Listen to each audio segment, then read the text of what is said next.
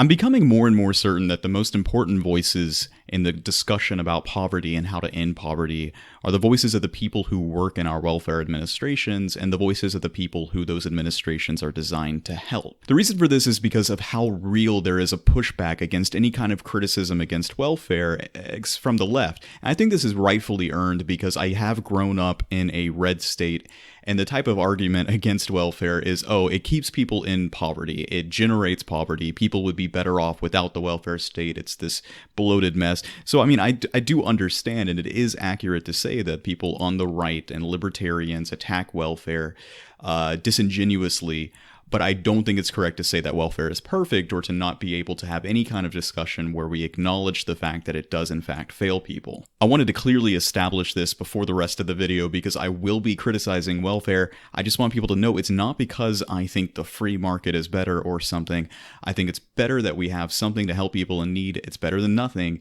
But the freedom dividend is going to solve so many problems, and it's never been clearer after hearing what someone who's worked in welfare has to say about it. Let's take a listen at what Zach has to say.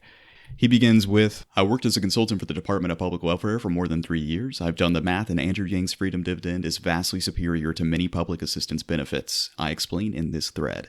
One of the criticisms of Yang's freedom dividend is that the $1,000 a month doesn't stack, i.e. add on to some public assistance benefits. For example, someone receiving $150 a month in SNAP won't get $1,150 a month. They have to choose between SNAP and the FD. Yang's campaign has explained which benefits will stack with the FD and which benefits will not. Make sure to research this. For simplicity purposes, in this thread I'm referring to a scenario wherein someone receives SNAP only. Again, SNAP doesn't stack. First of all, it takes a lot of time to apply for and receive public assistance benefits. Someone needs to 1. Fill out an application, gather documents, 2. Interview with a caseworker, and 3. Provide regular updates thereafter, assuming they're approved. Let's start with filling out an application. It takes 2 to 3 hours for the average person to fill out an application for public assistance benefits. Why? Because the applicant needs to provide extensive data about themselves and the people in their household. For example, applicants need to provide all of their demographic information as well as demographic information for others who live in their house. They also need to provide employment, income, resources, and other information needed to determine eligibility.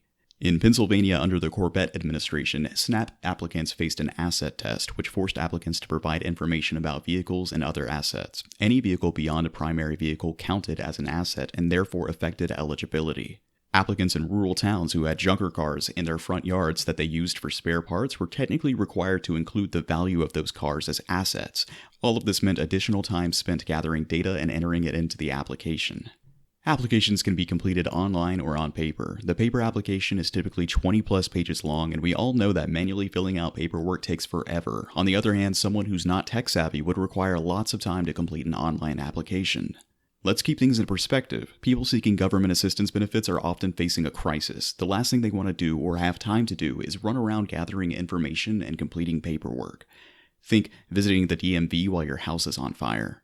Once an application is complete, the next step is to submit the application and wait for a response. Oftentimes, the caseworker contacts an applicant because they need additional information, pay stubs, etc. This can potentially add hours to the process. SNAP applicants also need to do a phone interview with a caseworker. Scheduling and completing this interview takes time. There are missed calls, having to rearrange schedules. This takes time away and productivity. Assuming a person becomes eligible for SNAP, then from there on out, they have to constantly update their caseworker about changes to their income, employment, address. Every life change, big and small, that could affect eligibility needs to be reported. Here's the kicker. SNAP benefits are paltry. According to the USDA, the maximum amount a family of 10 can receive in SNAP benefits is $1,456. A single person, $194 a month. Again, these are maximums. Eligible applicants often receive their SNAP assistance in the form of a debit card. Here's the next kicker. SNAP benefits have limited scope. SNAP benefits can't be used to buy vitamins, medicines, supplements, prepared foods, or even toothpaste. Let that sink in. Your doctor says you need to up your B12 intake. Can't use SNAP to buy those vitamins. Need to buy a pre-made sandwich on your way to work? Can't use SNAP. Need tampons? Sorry, SNAP is not allowed. These are all things we consume, but they're barred from SNAP funds.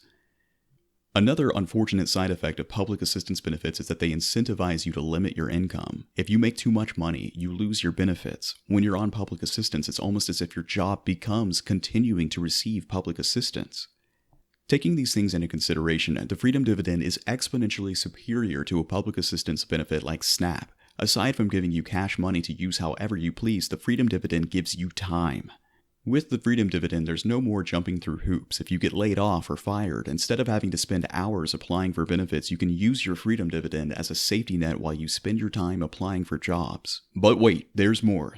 The freedom dividend isn't only valuable for those currently receiving public assistance benefits, it's also valuable for the caseworkers processing their applications. Why? Because their jobs are being automated away. Seriously. Technology has allowed for public assistance applications to be processed more easily. Client data points, income, resources, etc. are increasingly available via exchanges with third parties, the DOL, IRS, etc., meaning client data can be imported and verified automatically.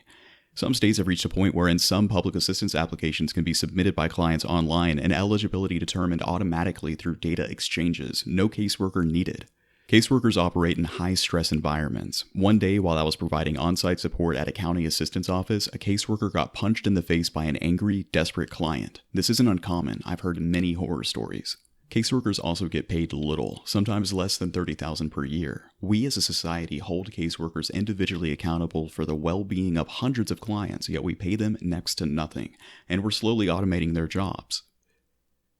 The freedom dividend could take a caseworker's income from $28,000 a year to $40,000. That's a fundamental shift, and one that's well-deserved. Now, a common response that I've gotten when I've brought up some of the failures of specific programs like SNAP is, well, hey, listen, a lot of people who are on welfare are not only on one program. They have a lot of different programs, and they may get more than $1,000 than that. And while this is true, there seems to be some kind of underlying assumption that that makes all of the other problems go away. I love how he mentions that this takes time, and time is money, and time is stress and anxiety, and all of these things take away from the benefit of what it is. This is why Yang says, listen, even if you were getting $1,100 in benefits, many people would choose in a heartbeat to just move over to the $1,000 because of the savings they would get in time, in just basic dignity. This is an inhumanizing process, and it kills me. It breaks my heart when I hear more and more stories like this. And let's just say that you were getting $1,100 and wanted to switch over to the $1,000. It's really not that big of a loss, because like we said, you get a clawback with those benefits the moment you start earning more income. That's not the case with the universal basic income. When you start making money off of top of the $1,000, it's not going to be taken away from you off the UBI. And again, let's just say that you are on $1,100 and you're not able to get more income, and that $100 really means a lot to you, but you would prefer to not have to deal with all those strings, with all those paperworks. Chances are you're living with another adult who's now getting an additional $1,000, and that combined income is transformational in itself. I'm leaving a link in the video's description to the first chapter of a book called Tyranny of Kindness, and it's read by Scott Santens, who is an amazing universal basic income advocate. I want to just kind of give a trigger warning right there, because listening to this book, hearing these firsthand accounts of the ways in which people were treated killed me. It was terrible. For instance, one woman was trying to get assistance for her and her child.